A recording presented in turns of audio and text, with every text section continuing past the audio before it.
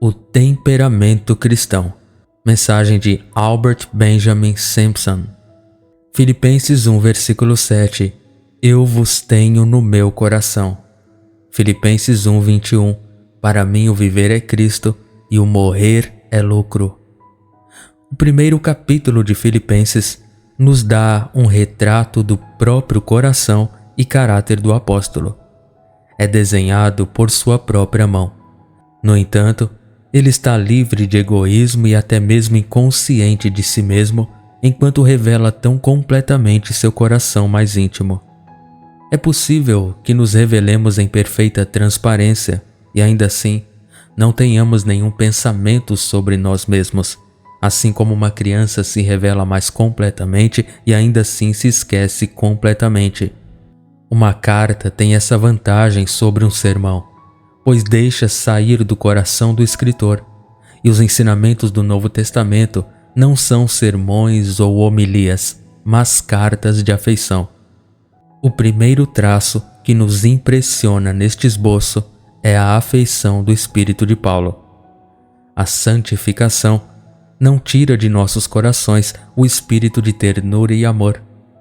Ela purifica e intensifica cada corda do coração. Tenho vocês em meu coração, ele diz, e Deus é meu testemunho de quão grandemente eu anseio por todos vocês nas entranhas de Jesus Cristo. As próprias cordas de seu ser sensível estavam vivas com terno anseio, pois esses amigos amados são filhos no Senhor. Quanto mais nos aproximamos de Cristo, mais nos aproximamos do povo cristão, e mais terno é todo o laço sagrado. E assim, aquela imagem primorosa de consagração que ele nos deu no 12º capítulo de Romanos, encontramos passagens como esta: amai-vos cordialmente uns aos outros com um amor fraternal.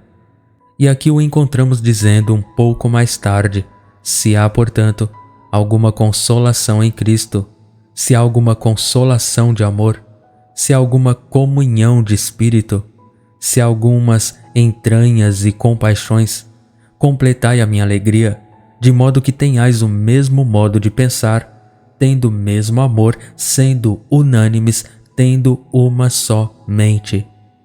A comunhão cristã é reconhecida em seguida, especialmente em conexão com suas relações com seus amados irmãos filipenses. Existem algumas naturezas que são friamente isoladas e independentes. Elas natural e instintivamente se destacam em suas alegrias e tristezas, recusando-se a abrir suas pétalas para o sol do amor e habitando em um pequeno mundo próprio. Este não é o gênio do cristianismo, nem era o espírito de Paulo. Seu coração estava aberto como a rosa desabrochada, dando e recebendo a doçura e a fragrância do amor em relação a todos. E então ele fala com a mais profunda gratidão de sua comunhão no Evangelho desde o primeiro dia até agora, e acrescenta com profunda apreciação de sua simpatia e ajuda, tanto em minhas prisões como na defesa e confirmação do Evangelho.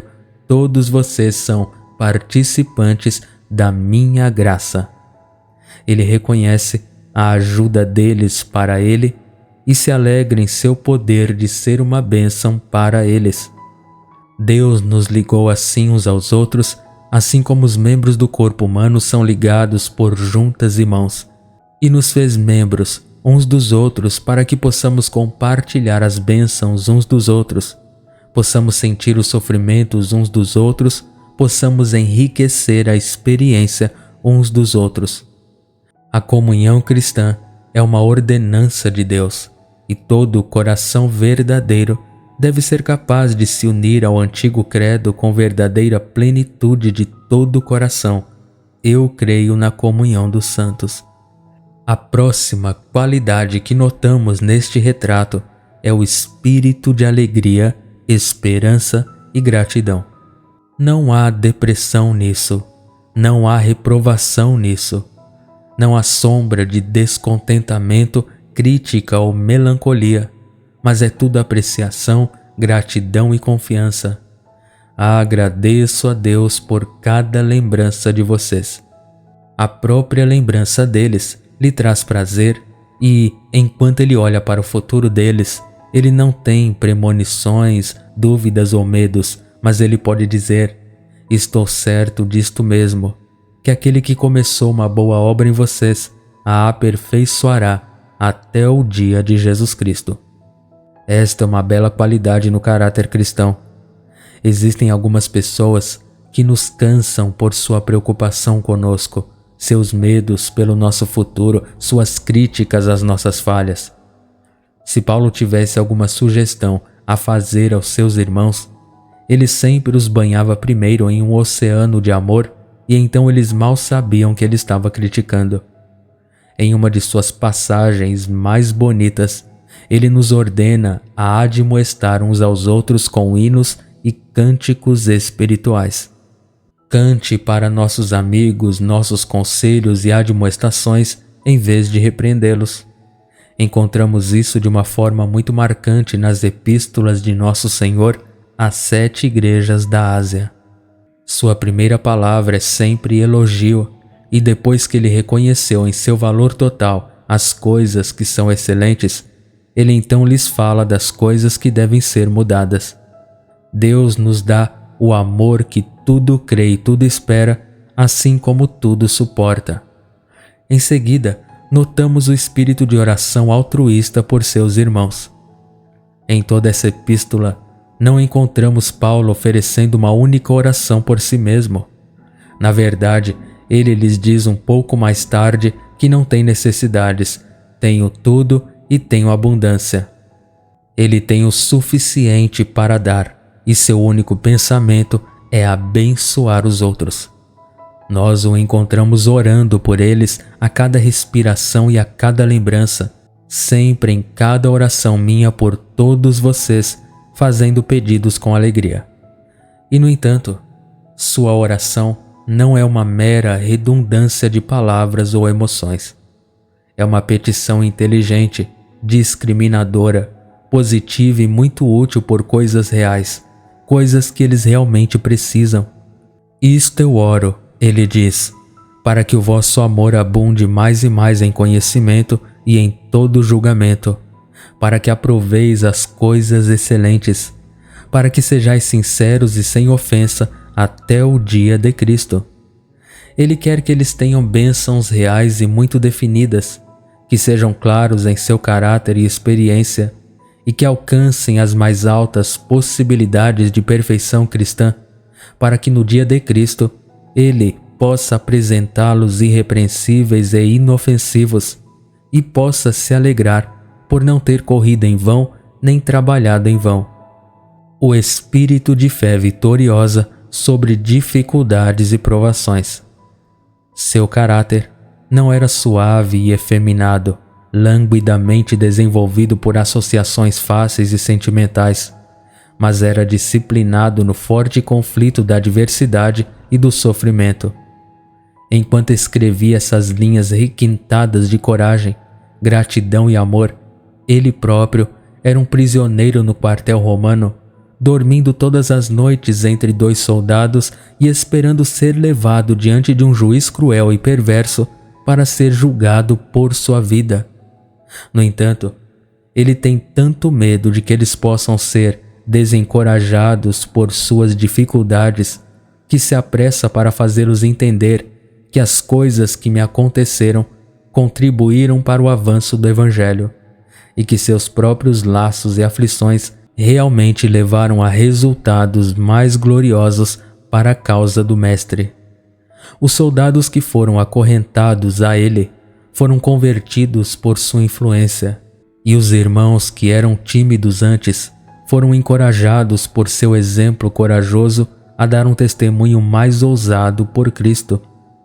Nenhuma de suas provações o comove ou mesmo o deprime por um momento, mas ele se eleva supremo acima de todas elas na simplicidade de seu desejo de glorificar seu Mestre.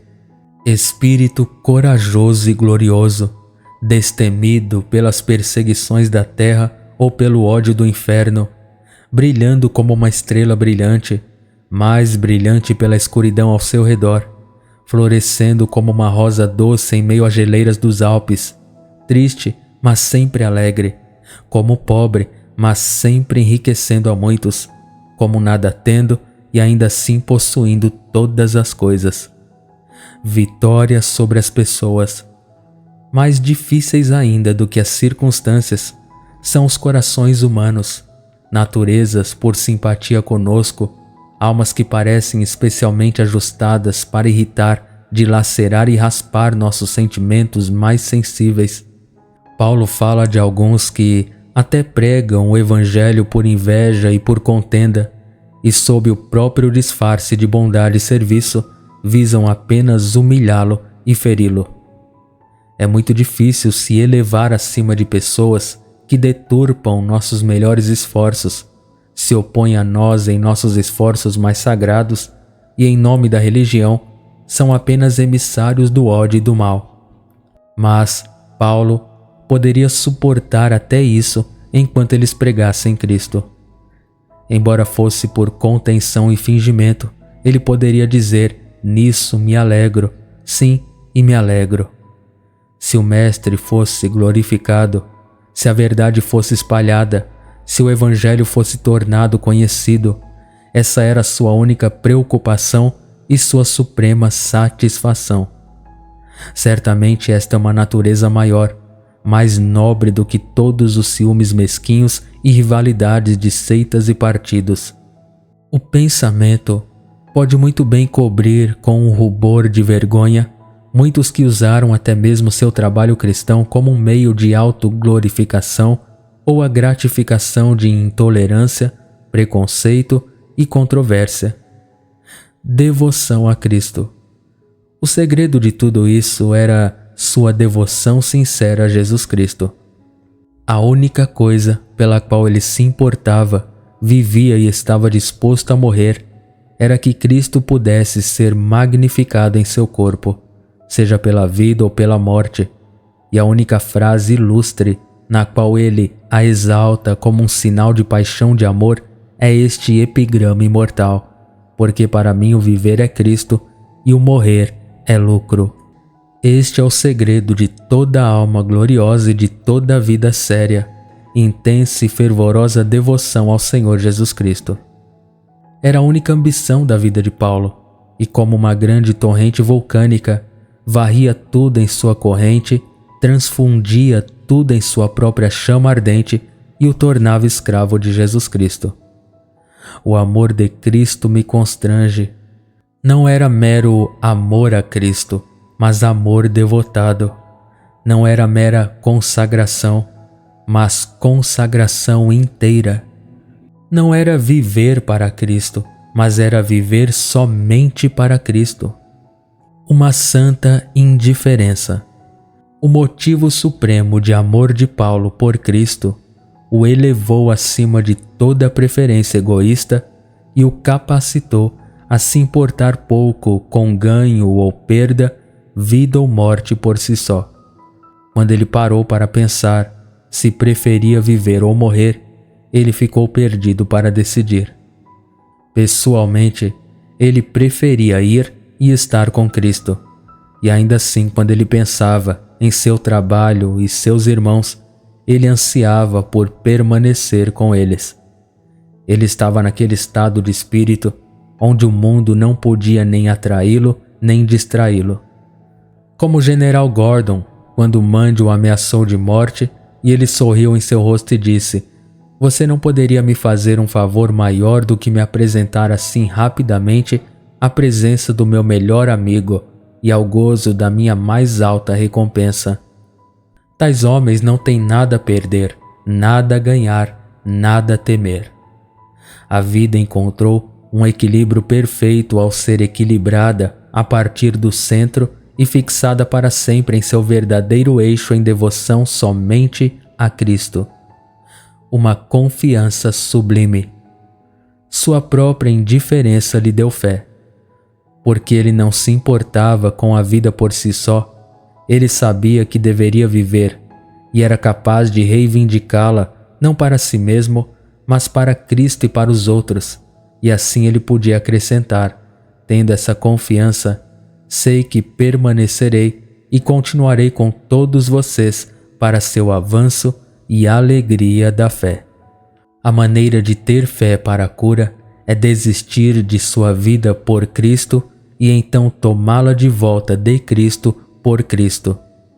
Enquanto queremos até mesmo a vida por si só, não seremos capazes de crer por ela. Mas quando ela deixa de ser nossa e se torna uma confiança consagrada para Ele, então podemos dizer com Ele: sei que permanecerei e continuarei até que minha obra de vida esteja concluída. Assim, demos uma olhada muito breve no retrato inconsciente que esse santo de coração simples, mas glorioso, deu de seu próprio coração e vida. Suas qualidades, como já dissemos, não são qualidades comuns. Elas representam um plano muito alto de experiência cristã. Encontraremos o segredo deles no próximo capítulo. Tende em vós o mesmo sentimento que houve também em Cristo Jesus. É um conforto saber que não somente esta vida já foi vivida por Cristo, mas também foi vivida por Paulo. Não é somente um padrão divino, mas tem sido uma experiência humana. Não somente o Filho do Homem andou pelo caminho do tempo nestes belos hábitos de beleza e graça, mas outro homem, animado com seu espírito, unido à sua vida e exposto a todas as provações e obstáculos que poderiam assolar uma existência humana, trilhou o mesmo caminho e passou para um triunfo imaculado pelo fracasso e uma glória imaculada e eterna. Não sejamos preguiçosos, mas seguidores daqueles que pela fé e paciência herdam as promessas. Vamos olhar para nossas deficiências e fracassos à luz desses exemplos sublimes e então, mergulhando no nada de nossa insuficiência, vamos reivindicar sua total suficiência e deixá-lo viver em nós sua própria vida vitoriosa, assim como ele a viveu neste abençoado homem modelo que nos fala através dos tempos: sede meus imitadores, como também eu sou de Cristo. Amém.